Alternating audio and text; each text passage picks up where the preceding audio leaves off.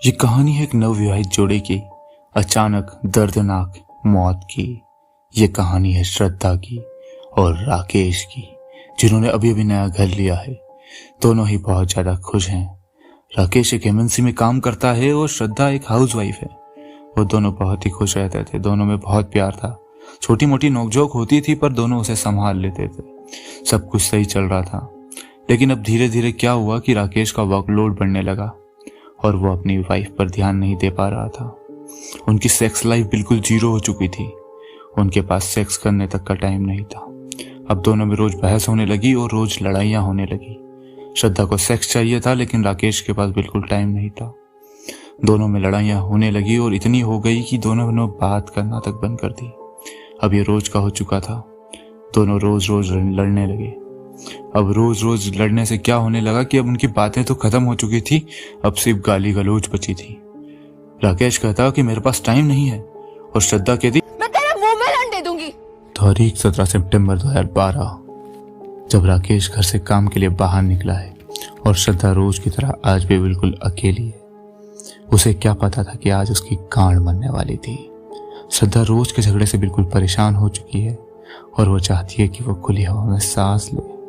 इसीलिए वो उसके घर की जो छत होती है उस पर घूमने के लिए जाती है। थोड़ी देर वो घूमती है और सामने वाले घर पे नोटिस करती है तो जो छत है सामने वाले घर की, उस पर एक बूढ़ा आदमी घूम रहा होता है और वो देखकर उसे चौंक जाती है, क्योंकि वो घर बहुत सालों से सुनसान पड़ा हुआ है। वहां पर कोई नहीं जाता, बिल्कुल खाली है वो घर। और वहां पर एक बूढ़ा आदमी देखकर वो चौंक गई, पर उसने उस बात को इग्नोर किया और वो नीचे आकर सो गई। अगले दिन राकेश फिर जब काम पर गया तो श्रद्धा छत पर जाती है और घूमने लगती है। और वो घूम रही होती है, जब देखती है तो बूढ़ा आदमी जो था, वो कल जो दिखा था, वो आज गंदे गंदे इशारे कर रहा होता है। कहीं इधर हाथ डालता है, कहीं उधर हाथ डालता है, कहीं चुम्मा चाटी के जो एक्सप्रेशन होते हैं वो बनाता है और श्रद्धा को सेड्यूस करने की कोशिश करता है। श्रद्धा ये देखकर बहुत गुस्से में आ जाती है और नीचे जाके सो जाती है। उस रात राकेश बहुत लेट आया था तो श्रद्धा उसे कुछ बोल नहीं पाती, क्योंकि वो उस समय तक सो चुकी होती है। अगले दिन श्रद्धा फिर छत पर गई और वो गुस्से में थी, लेकिन वो जानना चाहती थी कि ये बहनचोद बुड्ढा, हरामी बुड्ढा जो है ये है कौन? ये क्यों मुझे देखकर गंदे गंदे इशारे कर रहा था? श्रद्धा यह जानना चाहती है और ये जानने के लिए वो फिर उस दिन छत पर जाती है। वो जैसे ही छत पर जाती है वो देखती है कि आज वो बुड्ढा पूरी तरह से नंगा है और श्रद्धा को देखकर बहुत गंदे गंदे इशारे कर रहा है, कुछ पकड़कर हिला रहा है और श्रद्धा को देखकर कुछ भी बोल रहा है उल्टा सीधा। श्रद्धा को बहुत गुस्सा आता है, दिमाग खराब हो जाता है और वो उससे बहुत ज्यादा गालियां देती है। तेरी माँ का भोसड़ा फट जाएगा। अभी पुलिस में जा रही है, अभी तेरी गांड में ना लठिया दिलवा दूं, तेरी गांड में लठिया देकर ना चिरवाऊं लेता आ दूं। बहुत गंदी गंदी गालियां, और नीचे आकर सोने की कोशिश करती है। वो सोने की कोशिश करती है लेकिन उसे नींद नहीं आती, क्योंकि वो घर में अकेली होती है। तो वो अपने पास में पड़ोसन रहती है सुमन, उसके घर चली जाती है और उसको पूरी बात बताती है। यह सुनकर उसकी जो पड़ोसन होती है बिल्कुल डर जाती है, सहम जाती है और बोलती है कि श्रद्धा क्या हुआ, सही से बता, तू झूठ तो नहीं बोल रही? तो श्रद्धा बोलती है क्यों, क्या हुआ, तू ऐसा क्यों रिएक्ट कर रही है? तो सुमन बताती है कि आज से 11 साल पहले इस घर में एक उमेश चंद्र नाम का बुड्ढा रहता था, जिसकी बीवी की डेथ बहुत पहले ही हो चुकी थी और वो बहुत अकेला हो चुका था। वो हर रास्ते चलती लड़की को देखकर गंदे गंदे इशारे करता और बोलता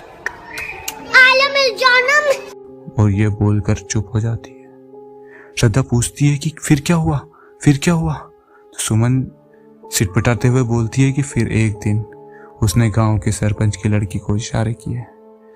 इशारे करने के पहले उसने बिल्कुल नहीं सोचा और सरपंच की लड़की को ही इशारे कर दिए। तो गुस्से में आकर गांव के लोगों ने उसे इतना मारा कि उसकी मौत हो गई। और 11 साल से ये घर पूरी तरह से खंडर हो चुका है, सुनसान पड़ा है। अब श्रद्धा बहुत डर चुकी थी, क्योंकि उसे लगने लगा था कि उसने जो बुड्ढे को देखा है उस घर में, वो इंसान नहीं, उसी बुड्ढे का भूत है जिसे गांव वालों ने बहुत पहले मार दिया था। वो इतना डर गई है कि वो उससे बात करने की नहीं बन रही है। जीवन में पहली बार उसका मुंह निकल गया। अब उसने छत पर जाना पूरी तरह से बंद कर दिया और अपने पति की लड़ाई के कारण, पति और उसके बीच में जो लड़ाई हुई थी उसके कारण उसने पति को भी कुछ नहीं बताया। अब श्रद्धा डर डर के रहने लगी। अब वो दिन में अकेली रहती तो सुमन के घर चली जाती, कभी कभी कुछ और करती, क्योंकि उसे बहुत डर लगने लगा था। 21 सितंबर 2012 श्रद्धा अपने कमरे में बिल्कुल अकेली है और सो रही है। तभी उसे एक आवाज़ आती है और जैसी ही आवाज़ आती है वो उठ जाती है और जैसे ही उठती है सामने वो देखती है कि वो बुढ़ा आदमी पूरी तरह से नंगा उसके पास में खड़ा हुआ है और वो जोर जोर से हंस रहा है, हा हा हा, और बोल रहा है कि तू मुझे मारेगी, तू मुझे मारेगी, मेरे बारे में सबको बताएगी, हा हा हा, और वो जोर जोर से हंसने लगा। श्रद्धा डर के कारण रोने लगी और बोली, मुझे छोड़ दो, मुझे छोड़ दो, तुम जो बोलोगे मैं वही करूंगी, मुझे छोड़ दो, प्लीज छोड़ दो मुझे, मैं हर वो काम करूंगी जो तुम मुझे बोलोगे, प्लीज। ये सुनकर वो भूत श्रद्धा पर चढ़ गया और उसने श्रद्धा का बहुत फायदा उठाया। उसके साथ हर गलत काम किया जो वो कर सकता था और रात होने के पहले वहां से चला गया। जब उसका पति घर आया तो श्रद्धा ने उसे पूरी कहानी बताई और श्रद्धा की कहानी सुनकर उसका पति हंसने लगा और तो क्या नाचो मैं? तो श्रद्धा गुस्से में आके बोली, चूतिया, जो मेरे साथ हुआ है मुझे पता है, मेरी बात मान। अब राकेश उसकी बात नहीं मान रहा था। श्रद्धा ने उसे जब भी पूरी कहानी बताई, राकेश भूतों में बिल्कुल नहीं मानता था और बोल रहा था ये सब कुछ वहम है। श्रद्धा गुस्से में बोली कि उसने मेरे साथ जो किया, अगर वो तुम्हारे साथ किया होता तो तुम्हें पता होता कि भूत होते हैं या नहीं, और रोने लगी। राकेश शॉक्ड था और उस सामने वाले घर में चला गया, गुस्से में भी था, और जैसे ही उसने गेट खोला अंदर से कबूतर बाहर और वो हल्का सा डर गया। और जैसे ही वो अंदर गया घर पूरा सुनसान था। घर पूरा देखा उसने, कुछ नहीं था वहां। वो आया और उसने श्रद्धा को बताया कि वहां कोई नहीं है। तो क्या श्रद्धा झूठ बोल रही थी? ये पूरी कहानी क्या श्रद्धा ने मन से बनाई थी या ये कहानी सच है? अगले दिन श्रद्धा बहुत डर चुकी थी। वो उस घर में एक पल भी रहना नहीं चाहती थी, तो राकेश ने उसे अपने मायके पहुंचा दिया। अब घर में राकेश सिर्फ अकेला था। राकेश मान नहीं रहा था उस कहानी को, तो राकेश क्या करता है, वो ओढ़ कर वो सो जाता है दिन में। अब राकेश को एक आवाज आती है और राकेश बिल्कुल नहीं हिलता, ओढ़ के सोया रहता है, चुपचाप सोया रहता है। और फिर से आवाज आती है। राकेश एकदम से उठ के देखता है तो फिर सामने वो बूढ़ा आदमी खड़ा था नंगा। ये देखकर बिल्कुल वो डर जाता है और इतना डर जाता है कि वापस से उड़ के सो जाता है। अब उसको एक हाथ टच होता है और वो भूत उसके साथ टच करने लगता है। उसको धीरे से कम्बल उठाता है और उसके साथ सेक्स कर लेता है। राकेश की गांड मार लेता है, पर राकेश इतना डर चुका होता है कि कुछ बोल ही नहीं पाता। राकेश कुछ नहीं करता, राकेश करने देता है जो करने देता है। राकेश इतना डर चुका था, वो रो रहा था। भूत उसके साथ जब उसकी गांड मार रहा था वो रो रहा था, पर वो कुछ बोला नहीं।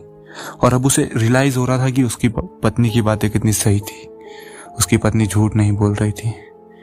पहली बार राकेश रोया था गांड मराने के कारण। अब जैसे ही शाम होने वाली होती है, भूत वहां से जाने लगता है, क्योंकि भूत शाम को चले जाता था और जाते टाइम शायद गलती से उसका पैर गेट को लग जाता है और वो चिल्लाता है, जोर जोर से चिल्लाने लगता है। ये सोचकर राकेश के दिमाग की बत्ती जलती है और राकेश फटाक से कंबल से बाहर आता है और उस भूत को पकड़ लेता है और लाइट्स ऑन कर देता है और शोर मचाने लगता है। लोग आ जाते हैं और लोग देखते हैं कि राकेश ने एक बुढ़े आदमी को अपने हाथ से बहुत टाइट पकड़ रखा है और राकेश शर्टलेस है। जैसे ही लाइट्स ऑन हुई, वो भूत भी देखकर चौंक गया कि उसने जिसकी गांड मारी है वो राकेश है। अब वो जोर जोर से हंसने लगा और बोल रहा है, मैंने राकेश की गांड मारी, राकेश की गांड मारी, राकेश की गांड मारी, और फिर हंसने लगा। अब वहां पर जो लोग आए थे वो भी जोर जोर से हंसने लगे। सब राकेश को देखकर हंस रहे थे। अब राकेश हो चुका था गुस्से में। राकेश ने पकड़ी उसकी कॉलर और उसे जोर जोर से मारने लगा और बोला कि तूने ऐसा क्यों किया, मुझे बता, सब कुछ बता, मुझे जानना है। फिर वो जो भूत होता है वो बोलता है कि मैं भूत नहीं हूं, मैं इंसान ही हूं।